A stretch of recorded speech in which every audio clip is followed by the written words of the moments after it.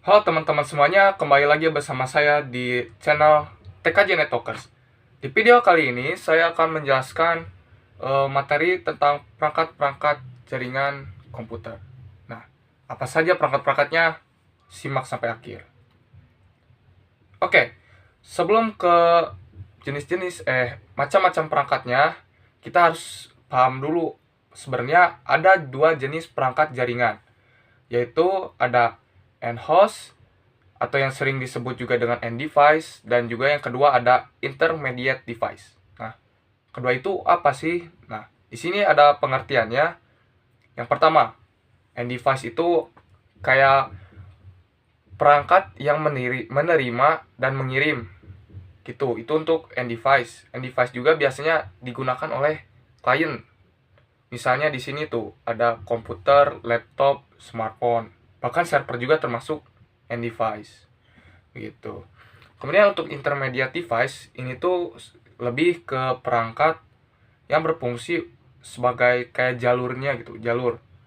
Atau enggak, intermediate intermediate device itu berfungsi sebagai eh, mengatur arah data agar si data tersebut dapat dikirim ke tujuan yang sebagaimana mestinya.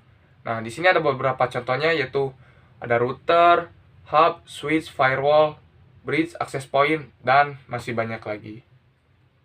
Nah, di sini saya akan menjelaskan beberapa perangkat device lainnya, tapi bukan di slide ini. Sebentar. Ada di ebook saya. Nah, ini.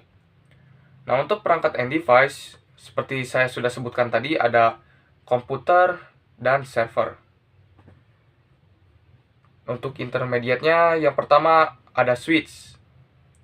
Switch ini perangkat yang menghubungkan banyak perangkat dalam satu jaringan. Nah, switch ini bekerja di layer kedua, OSI layer.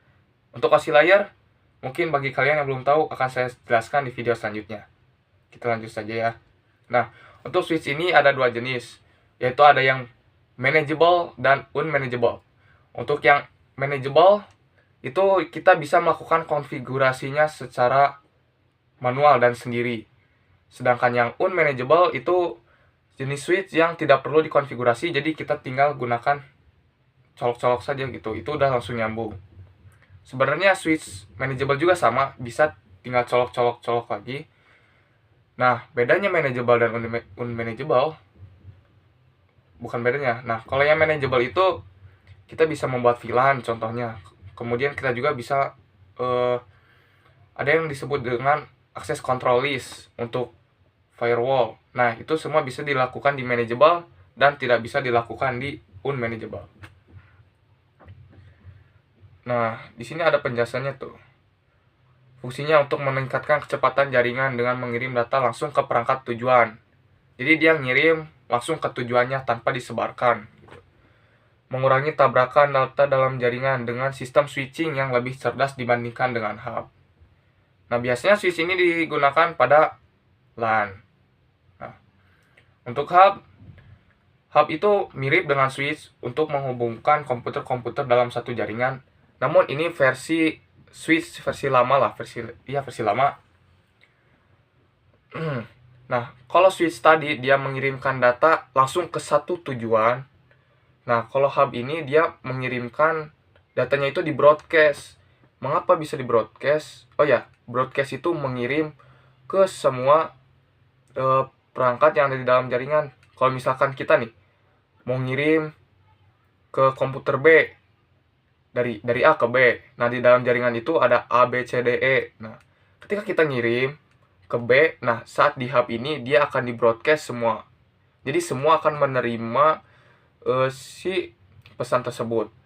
Beda dengan switch, dia sudah bekerja dengan yang namanya MAC address. Gitu. Nah, kemudian ada modem.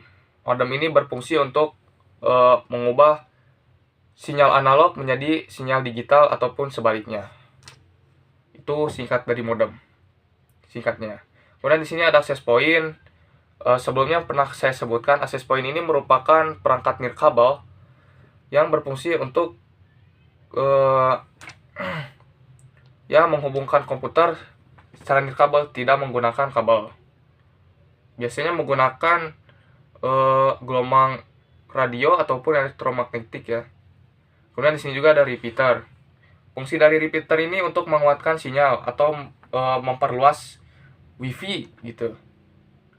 Kan seperti yang kita tahu, WiFi itu jangkauannya juga terbatas. Nah, agar si jangkauan WiFi-nya itu bisa lebih luas, kita bisa menggunakan repeater agar si sinyal WiFi-nya itu lebih luas gitu. Kemudian di sini ada firewall. Nah, mungkin kalian dari beberapa ada yang sudah familiar dengan firewall ini. Firewall ini berfungsi untuk menjaga traffic di jaringan atau lalu lintas di jaringan. Gitu, singkatnya begitu. Firewall ini ada dua jenis sekarang. Ada firewall tradisional dan next generation. Kalau firewall tradisional itu ya versi lamanya, sedangkan yang next generation itu firewall yang lebih terbaru gitu. Kemudian ada bridge. Bridge itu perangkat jaringan yang berfungsi untuk menghubungkan dua atau lebih jaringan lokal LAN agar dapat berkomunikasi seperti satu jaringan yang sama. Nah, itu bridge. Oke. Oh iya, di sini nggak ada router. Nah, kalau router itu berfungsi untuk menghubungkan dua jaringan yang berbeda. Nah, kan kalau switch itu satu jaringan yang sama. Kalau router, kalau kita ingin berkomunikasi dengan komputer yang berbeda alamatnya, nah kita pakai router. Begitu. Mungkin akan saya sedikit demokan untuk perangkat ini agar lebih kegambar lagi, maka tunggu video selanjutnya. Untuk video kali ini saya sudahi dulu. Sekian, terima kasih.